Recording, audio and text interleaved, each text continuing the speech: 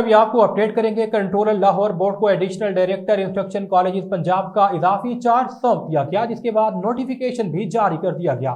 Gold medalist doctor زاہد میاں بطور additional director public instruction colleges Punjab تعینات۔ وزیر اعلیٰ پنجاب مریم نواز کے احکامات پر زاہد میاں بطور کنٹرولر لاہور بورڈ اپنی خدمات جاری رکھیں گے۔ سال 2015 سے 2023 میں زاہد میاں کو ہائر ایجوکیشن ڈپارٹمنٹ کی جانب سے 60 سے زائد تعریفی اسناد اور سرٹیفکیٹ سے نوازا گیا۔ لاہور بورڈ امتحانات کے سرگرم بوٹی مافیا کے حوالے سے بات کرتے ہوئے زاہد میاں نے بتایا، کروڑوں کی پیشکش کو ٹھکراتے ہوئے لاہور بورڈ سے بوٹی مافیا اور سہولت کاروں کا جڑ سے خاتمہ کیا۔